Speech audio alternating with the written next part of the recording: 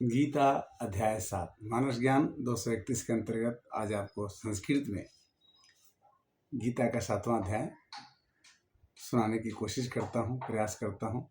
पहले तो गीता संस्कृत में समझ में नहीं आती है, हमें भी नहीं आती थी, किंतु सुनते सुनते पढ़ते पढ़ते मुझे पढ़ने भी आ गया, समझने में भी आ गया। यही प्रक्रिया आपके साथ आज मैं 7वां अध्याय गीता।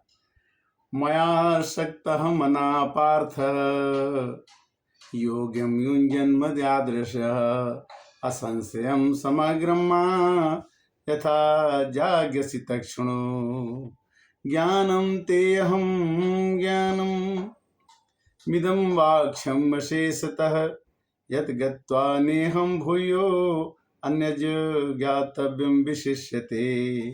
मनुष्याणां सहस्रेषु कश्चित् सिद्धये यततामपि सिद्धानां कश्चित् मां तेति तत्त्वतः।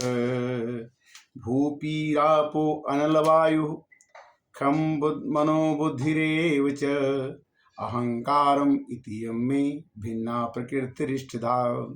अपरेयमितसत्त्वानां प्रकृतिं विद्धि मे परां जीवभूता महाबाहो येदं धार्यते जगत् एतद्योनीनि भूतानि सर्वाणि युक्तोपहार्य अहं कृष्णस्य जगतः प्रभवं प्रलयं तथा मतः परतरं ज्ञात किंचिदास्त धनंजय मयि सर्वदं प्रोक्तं सूत्रे मणिगणा इव रसो अहमप्सु कौन्तेय प्रस्मास्मि सस्य सूर्योः प्रणवः सर्वभेदेषु शब्दखे पुरुषं नृपो पुण्यगंधा पृथिव्यां च तेजस च अस्मद्विभावसौ जीवनं सर्वभूतेषु तपसं चास्मि तपस्विषु बीजं मा सर्वभूतानां विद्धि पार्थ सनातनं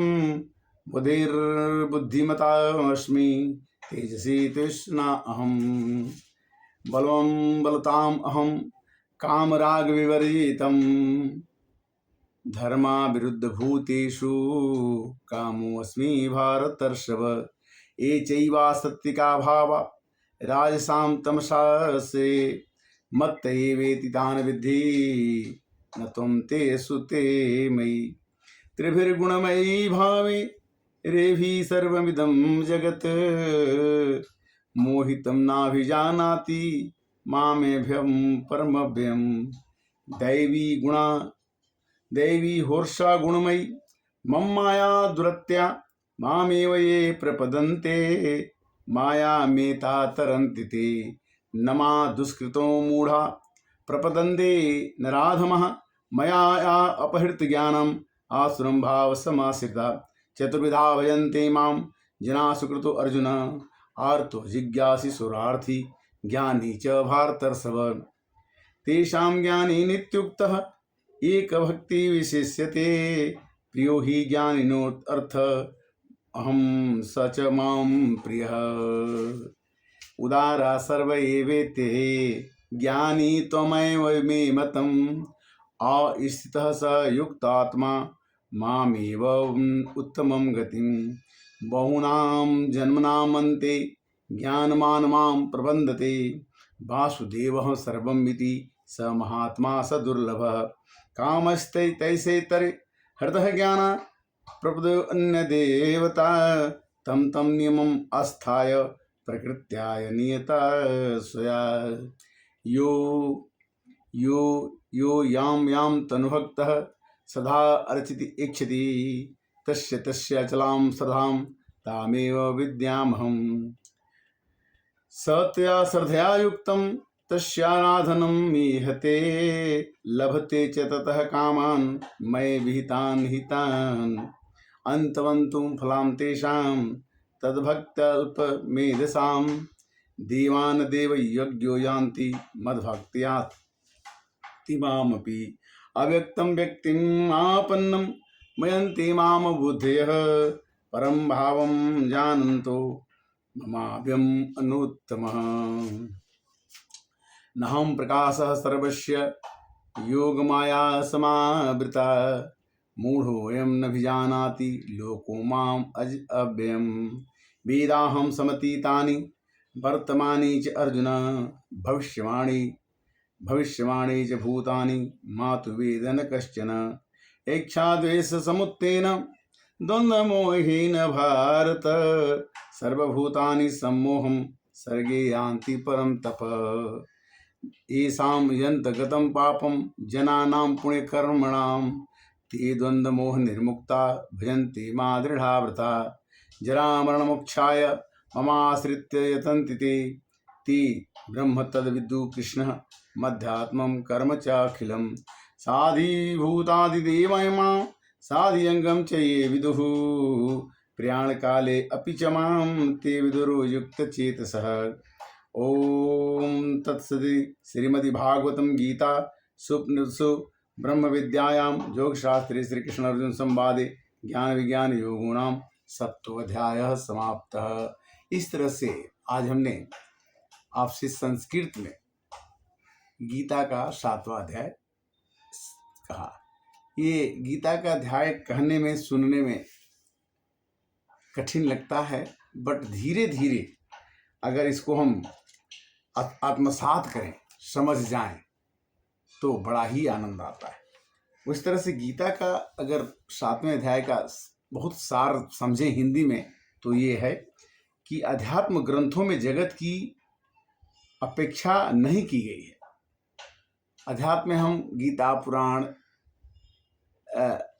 ये सुख सागर, रामायण पढ़ते हैं। उनका मानना है कि संसार जिस रूप में दिखाई दे रहा है उस रूप में सत्य नहीं है। जो जो चीज़ हम देखते हैं कि सत्य है, वो कुछ दिनों के बाद गायब हो जाती है। जो हम कर्म करते हैं फिर हम दोबारा नहीं कर पाते। कहने का मतलब है कि जो सत्य दिखता है वो सत्य है नहीं। यही वेदांत का मिथ्यात्व है। धर्म का आधार प्रकृति के स्तर पर स्वयं को सुखी करना है। हम चाहते हैं कि हम सुखी हो जाएं किसी हाल में, धर्म से, धन से, आचरण से सुखी होने की हमारी प्रकृति है। प्रकृति के शाश्वत नियमों के जब मनुष्य अपने जीवन में लागू कर लेता है तो अधर्म कहलाता है। प्रकृति के हिसाब से प्रकृति कहती है कि जाड़े में ठंडे का वस्त्र पहनता तो पहनते हैं, गर्मी में गर्मी का वस्त्र पहनता, यानी जो नियम है उसके हिसाब से हम चलते हैं तो हम धर्म करने के बाद धर्म के बाद सुख का अनुभव करते हैं। इसे ऋषि ज्ञान कहते हैं। जब तक मनुष्य के अंदर ज्ञान का उद्भव नहीं होता तब तक वो मनुष्य सुखी नहीं हो सकता। यही अध्यात्म है, जिसे जान करके बाद कुछ जानना शेष नहीं रहता। ज्ञान अगर जान जाता आदमी तो कुछ भी शेष नहीं रहता कि क्या जाना। ऐसा ऋषियों का मानना है। ज्ञान योग्यता प्रदान करता है। ज्ञान से मनुष्य योग्यता प्रदान करके अपने जीवन को ऊंचा से ऊंचा उठा सकता है। ज्ञान के पंथ की पान की धारा अपरत खगेश हो ही नहीं पारा। और 4थे अध्याय में भी गीता में कहा गया है कि ज्ञान रूपी अग्नि में सुख, जो अच्छे कर्म है वो भी जल जाते हैं, बुरे कर्म है वो भी जल जाते हैं, तो मनुष्य के अंदर में बुरी तरह की या अच्छी तरह की कोई कामना जागृत नहीं होती है। ऐसा ऋषियों का मानना है कि ज्ञान योग्यता प्रदान करता है। ज्ञान ही मनुष्य को योग्यता प्रदान करता है। ये गीता के 7वें अध्याय का सार तत्व है। विज्ञान की ओर बढ़ने की तथा ज्ञान को सार्थक बनाता है। विज्ञान हमको आगे बढ़ाता है और ज्ञान हमको सार्थक बनाता है। जीवन की कृतज्ञता के लिए इन दोनों में से किसी को भी उपेक्षा नहीं कर सकती। ज्ञान का जितना कीमत है उतना ही विज्ञान का कीमत है। भगवान ने कहा कि जहां भी खोजोगे, जिस रूप में मेरे को खोजोगे वहां मैं मिलूंगा। किसी अन्य देवता की आप पूजा करते हैं तो अंत में वो मेरे पास ही पहुंच जाएगा। जैसे आप शंकर भगवान की पूजा करते हैं तो पता लगेगा कि शंकर भगवान राम जी को पूजते हैं। हनुमान जी की पूजा आप करते हैं तो पता चलेगा कि आप हनुमान जी राम जी के पास पहुंचते हैं। तो कभी भी माँ दुर्गा का प्रादुर्भाव विष्णु जी से हुआ तो आप दुर्गा जी की पूजा कर लेते हैं, तो फिर वो सब कुछ करते करते विष्णु भगवान के पास पहुंच जाता है। भगवान श्री कृष्ण गीता में यही कहते हैं कि किसी की तुम पूजा करो तो वो सभी चीजें, जैसे जिम सरिता सागर मह जाही मील हिता ही कामना नाही तिम सुख संपत्ति भी नहीं बुलाए धर्मशील पहिजात सुभावे। कहने का मतलब यह है कि जब भी मनुष्य अपने जीवन में कुछ भी पा लेता है तो इतराज आता है कि मेरे को इतना चीज कैसे मिल गया। भगवान कहते कि जो तुम्हें मिला है वो मैंने दिया है, और अंत में जैसे नदियों का पानी बह के समुद्र में मिल जाता है, वैसे तुम्हारी जितनी भी विभूति है, जितना भी ज्ञान है, जितना भी कर्म है, हमारे अंदर आके समाप्त हो जाएगा। सभी नदियां समुद्र में जाके गिर जाती हैं और गिरने के बाद वो शांत हो जाती है। गीता हमने पढ़ना शुरू किया 10 साल पहले करीब करीब, और 10 साल में मैंने बहुत बार गीता को पढ़ा। पहली बार तो मेरे को गीता हिंदी में पढ़ने, संस्कृत में पढ़ने नहीं आती थी। फिर हमने उसको संस्कृत में पढ़ना शुरू किया, और आज की मैं तो पूरा नहीं कर सकता, किंतु इतनी आशा रखता हूँ कि गीता के सभी श्लोकों को पढ़ने में बड़ा आनंद आता है। और पढ़ते करत करत अभ्यास है जड़मति हो सुजान, रसरी आवत जाते सिल पर प्रतिशान। गीता विश्व की एक धार्मिक पुस्तक है। गीता जो हमारे भारत में सबसे पूजनीय ग्रंथ है, इसका चर्चा सब लोग करते हैं, किंतु गीता को समझना थोड़ा कठिन जरूर है। किंतु अगर हम सब जगह गीता को पहुंचा दें सनातन धर्म के माध्यम से, यूट्यूब के माध्यम से, तो ये जीवन की सार्थकता को प्रस्तुत करेगा कि हमने प्रयास किया और आपने इसको ग्रहण किया। जैसे हम कहते हैं कि तमेव माता च पिता तमेव, तमेव बंधु चस्खा तमेव, तमेव विद्या द्रविणम तमेव, तमेव सर्वम मम देव देव।